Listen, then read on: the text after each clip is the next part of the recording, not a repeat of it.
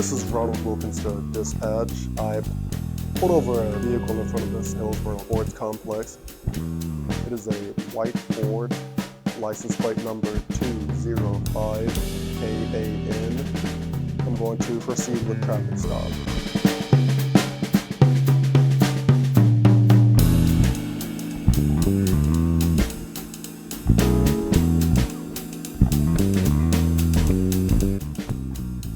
Good afternoon, sir. My name is Ronald Wilkins. I'm with the Hillsboro Police Department. Pulled you over because you're going a little bit too fast. Mind if I see your driver's license and proof of insurance? You bet.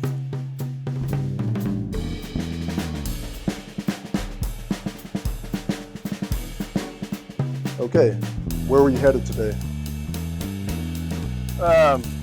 South Texas. South Texas? Uh-huh. I think you might have gotten a little lost. Yeah, I think so. You know you're going about 60 in a 35? Yeah, I realized that. Yeah, I was in a hurry. All right, well, I'm gonna go get this processed and I'll be right out with you. All right, very good.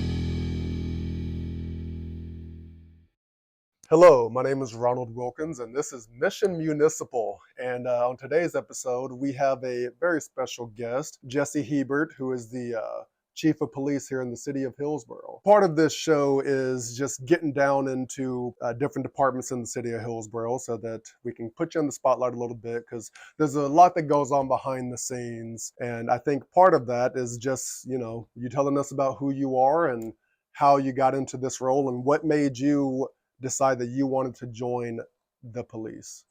Wow, that's a great question. What made me want to be a cop? Everyone's got a special answer on that. Mine is probably a little crazy. Didn't really have that in mind when I was in high school. In fact, high school to me was time going by.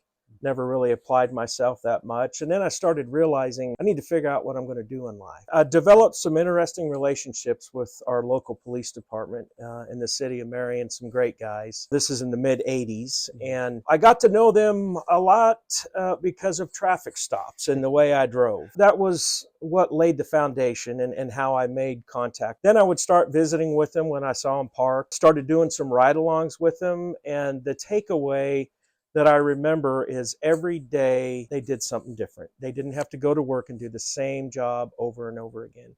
And that was super exciting. I mean, there was an adrenaline rush when there would be calls where someone needed assistance in a hurry. I enjoyed that aspect of it. And so at that point is when I decided I'm probably going to follow their lead and look into law enforcement. In Kansas, you have to be 21 to work as a police officer. I ended up going to Hudson Community College and got a criminal justice degree there. Graduated, I was 20, so I had to find a job that could get me by until I could go into law enforcement. I worked for an irrigation company based out of Wichita. I did customer service type work, so that was fun because I got to deal with people. But it was the same thing every day. And I was so excited that I decided to go into law enforcement, though it hadn't happened yet, knowing that I wasn't going to be doing the same thing. When I turned 21, I ended up getting a job at the Marion County Sheriff's Department, and I worked there for about a year and a half before I transitioned to Hillsboro in June of '93. So, it's kind of just a story of you took maybe some of the bad habits and you kind of turned that into a more positive aspect, and that maybe getting a couple tickets here and there led you into your role as a police officer. I think that's pretty good. I would say that's a fair statement. Yeah. We now have with us Officer David Funk, and he's going to give us a little demonstration and a lot more information about LEAD. LEAD is a program we teach. It's a acronym of the word LEAD for Law Enforcement Against Drugs. LEAD teaches the Too Good for Drugs program, the 5th grade at USD 410. It's similar to the DARE program, but it's an evidence-based and tested curriculum that consists of 10 lessons. The Too Good for Drugs program is sponsored in part by Families and Communities Together, which is a local nonprofit that serves Marion County children and families. Through fun and interactive activities, and we have different activities, games that we do every week or every other week, they practice setting reachable goals, making responsible decisions, managing emotions, refusing negative peer pressure, and building positive friendships. They also develop confidence necessary to resist unhealthy choices and decisions. And it also teaches the negative effects of alcohol, tobacco, tobacco and marijuana, the use on developing brains and bodies of young people, and the negative consequences of using such substances. So, How long have you been a part of the LEAD program and helping educate kids? well, I used to teach the DARE program when I came here, so that's been over 25 years ago. And then it's been, I don't know, maybe within the last 6 or 7 or 8 years, we've been doing LEAD. Is all the interactive activities different than DARE and how that used to be? And do you find that to be a lot more engaging for the kids? Yeah, there's more. Well, the other one had work groups too, but this has more of the games and stuff Okay. that they supply in the program, and they really like that.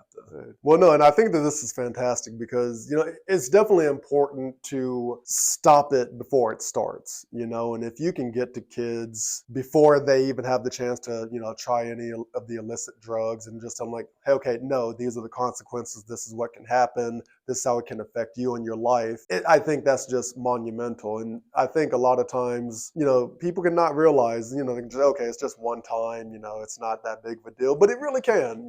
Addiction is a horrible thing. Oh yeah. And, these drugs, all it takes is the one time to get addicted. So I think if we can get out there and get to them and just teach kids like, okay, just stay away from it from the get-go, I think it's fantastic. Well, now that we've, talked about what motivated you to get into the field, after you decided to join the police, what type of training or any type of prep did you have to do so that you could be better suited for the role? Yeah. A lot of officers start their careers in law enforcement working on a part-time status, which is how I came to be here. I worked as a part-time officer, went through the part-time academy. Then when a position opened up full-time in 1996, then I went to the full-time academy. At that time, it was 8 weeks. We're pushing, I think, 16 now as far as the training. After you are certified, there is 40 hours of continuing ed annually to maintain certification. So, I'm looking in the neighborhood of 1,200 hours now post-academy graduate as far as advanced training. That training, you can pick what it is. So if you have a certain skill set that you want to sharpen up or a certain field you want to go into, that would obviously be the type of training that you go out and pick up your 40 hours in. I handled a drug dog and worked narcotics for quite a while. Went through 3 actual dogs during that time. So that's what my focus was out of the gate. Went from being a police officer to the role of sergeant, a field training officer for mostly part-timers at that time, and then sat in the seat of assistant police chief for 18 years and then fell into this role, promotion, basically 4.5 years ago. So quite a stint. Okay, yes, it is. So, just going back a little bit to that initial training, what was that like? What all did that involve? The academy is a lot different today than it was then. The funny thing is that those weeks just keep getting longer and longer because of the need to have us more abreast about what the law is. But for me, back then, there was a lot of hands-on. We had about 2 weeks of studying the law, statutes, criminal law, basically. And then we went into investigative roles, traffic investigation, accident investigation, person crime investigation, processing crime scenes, everything from pulling latent fingerprints to measuring skid marks on a traffic collision. They tried to give you a crash course in everything you're going to do the rest of your life. Yeah. They did it in 8 weeks. Now they're trying to cram that into 16 weeks, but it's a life, career, never-ending training. Yeah. Because it always evolves. Yeah. So. Yeah, no, and I'm sure that, the academy can only do so much. They try to expose you Oh, sure. to what they can, but I mean, you really only know once you get out there, Exactly. right? Once you Yep. get out, into the forest and hitting the streets and Mhm. actually experiencing it. Yeah. Right? And what they train is kind of a generic criteria. I mean, something, the minimum required to do that line of work. When you go home to your communities, us being a small rural community, there's a personal aspect that I think a lot of times is missed at the academies. Well, we teach our guys how to be personable here. We try to educate over enforcement if possible. If we can correct an issue rather than cite it or rest upon it every time, if we can fix the problem, that's the better way to do it. But that's jurisdictional. In an urban setting, you're probably not going to have contact with the same person your entire career. I mean, I can tell you that we have repeat offenders, if you will, because they live in our community and the problem's never been corrected. we approach those people a lot different than we would if we would never see them again. Yeah. And, we try to build rapport with everyone. I always joke around with my guys, and I know all of them do it, but I would much rather talk you into a set of handcuffs than have to put you in handcuffs. And that's just how you treat people. You treat them nice, you'll get that cooperation. That's small town rural policing. How would you say your typical day is?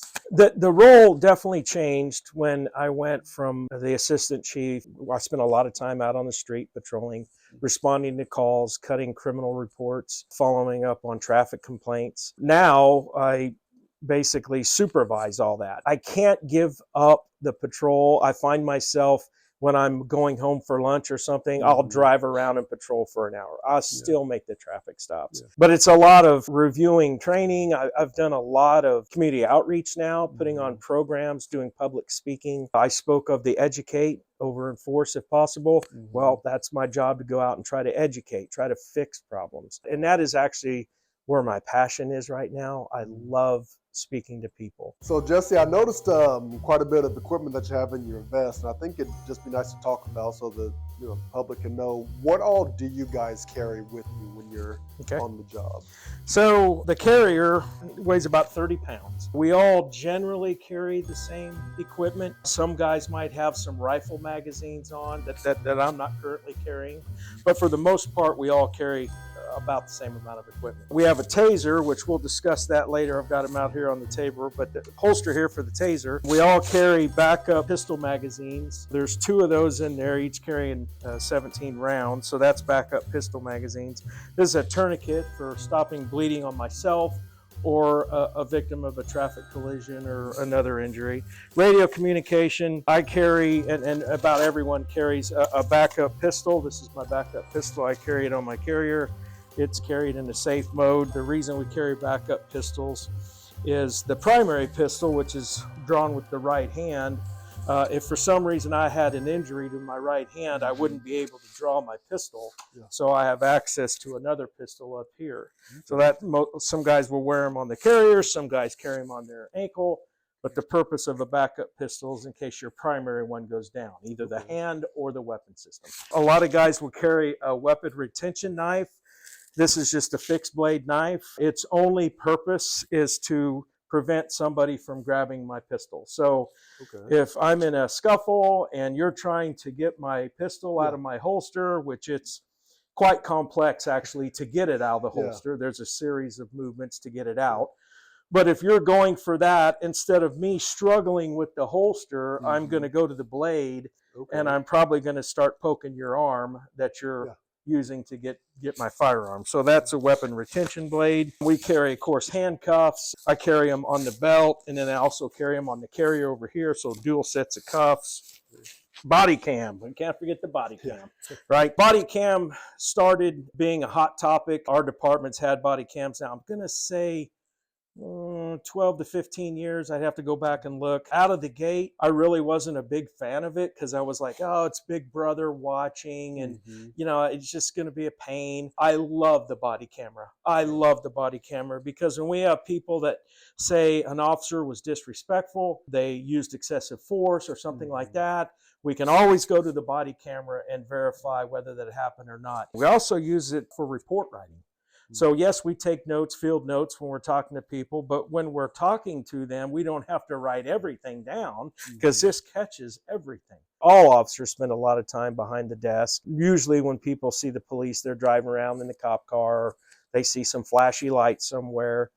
And recognizing that that's a very small part of what we do. If you see us on an accident scene or a criminal case and there's a car parked at a residence, the officer then comes back to the police department. He's sitting behind one of these keyboards here for hours, typing up reports, reviewing body cam. With the introduction of body cam now, that's a lot of reviewing. I do a lot of that. I attempt to look over everyone's body cam on the traffic stops, on their criminal cases. So if you can imagine, every time an officer is going out and having public contact other than just visiting with someone, there's body cam rolling. And I like to review that to make sure the officer's sharp, we didn't miss anything, and it seems to work good for that. So probably the most interesting piece of equipment that we carry is the Taser. And we've had Tasers in Hillsboro since 2004. I was the first one to get a Taser here. And when I was issued the Taser, instead of being sent to a Taser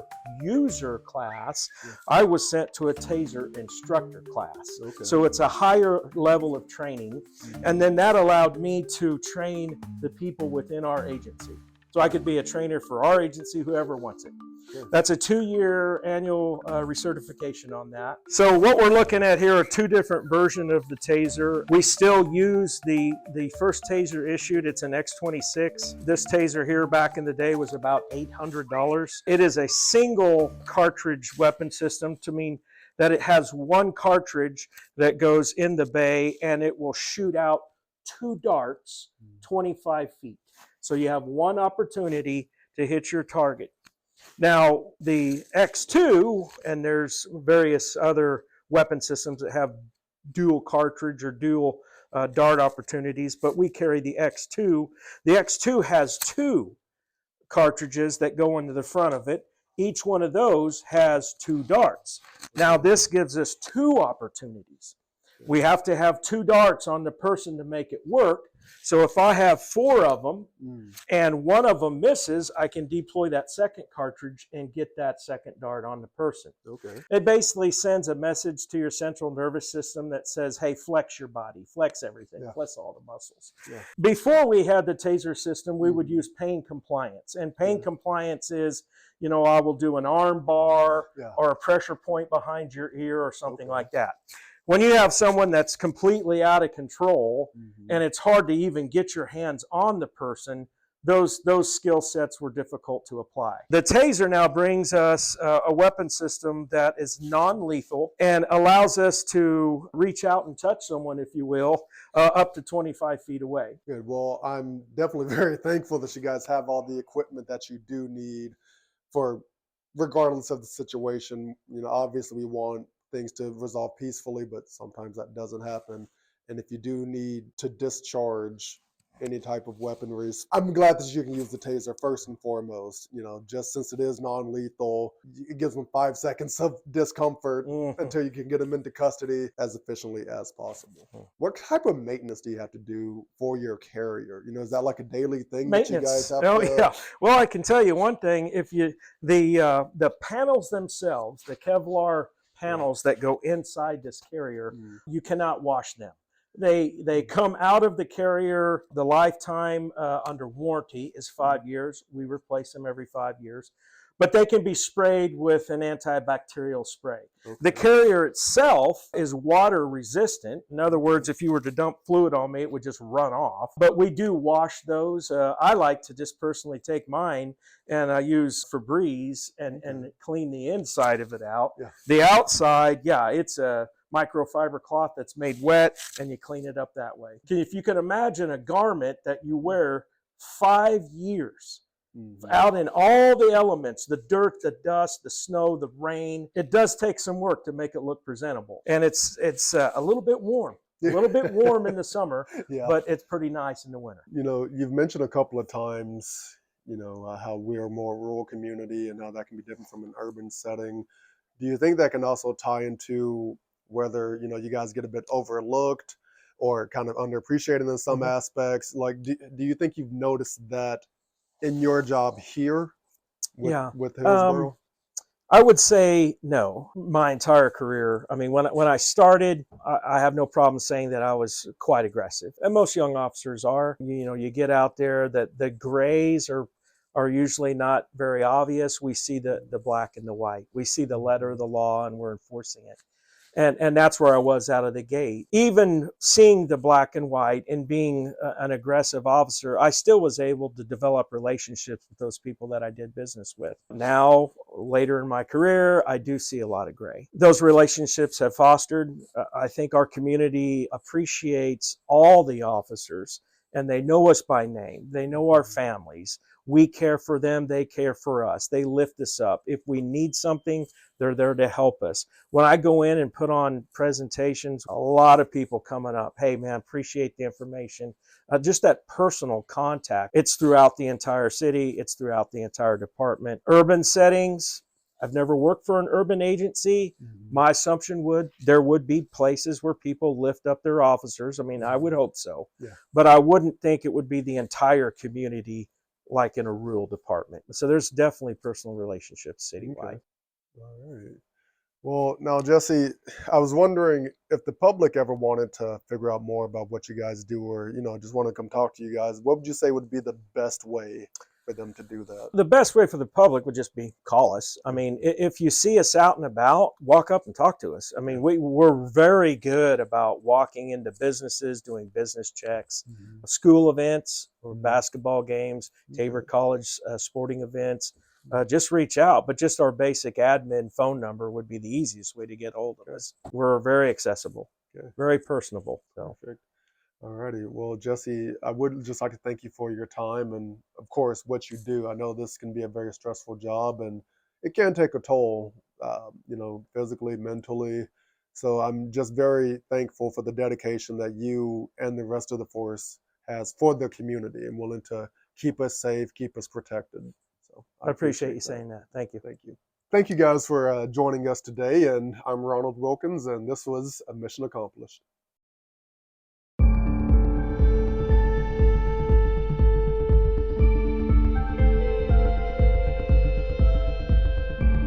Explain what you experienced with the Taser demonstration and what the anticipation felt like versus the actual experience. Yeah, it wasn't pleasant.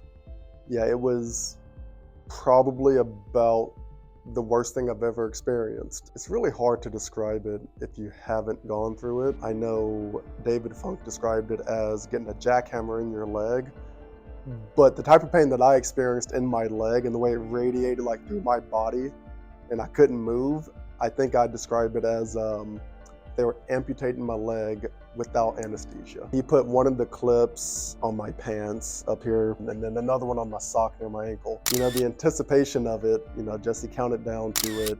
I knew it was gonna happen. But after, what did he say? 5, 4, 3, 2, 1. It was weird because it felt like a short pause, but then a long pause at the same time. And then it hit, like just all the nerves in my leg were just firing at once. And I couldn't move, but again, I could just feel it radiating through my whole body. And it seemed like it was also getting worse. Like it hit that initial threshold, but then the pain just kind of increased as well. And then we got to the 5-second mark. Afterwards, I mean, he described it as the after effects would be as if I had an intense workout. That's pretty true. I mean, because it's just activating the muscles in the leg to contract. Yeah, I had the same, sort of sensation as if I just worked out. I'm the type of person to where if there's something that I expect someone else to do, I feel like I should go through it so that I can know what it feels like and have a better understanding for it. Perceiving it from the aspect of the recipient allows me to kind of do my job better, if that makes sense. Since I've experienced what it feels like, maybe here's what I can do, or maybe change up to make it a better experience. Now, obviously with the Taser, you're not really gonna get a much better experience with that, but I do have a better understanding for what the recipient goes through, and then everyone on the police force has gotten tased. So, I mean, they also have that same experience, and it's not just something that you'll want to do willy-nilly. It's sort of the last resort if they're not compliant. It's also a good safety device as well. If you have an individual who is being very irate, one to assault someone or even assault an officer, and if they're not responding to verbal commands or, stand down, the taser is a good way to neutralize them, to put them in a safe position to where the officer can then, put cuffs on them or, do what they need to do. And without the taser, they would either have to do some type of hand-to-hand enforcement or discharge their actual firearm. And we don't want that. And Jesse mentioned that too. And that's why it is the last thing that they want to do, because ideally they want to talk them down. But if not, you do need a way to neutralize them. It's a vital part of their equipment, and I'm glad that they do have it in those situations where someone isn't being compliant, and it works because you're not moving. Yeah, no, when that taser's going, you're not doing anything. You're just laying there. So yeah, it isn't an easy job. I mean, I have a lot of respect for the police force, and hopefully the community will have a better respect for them too.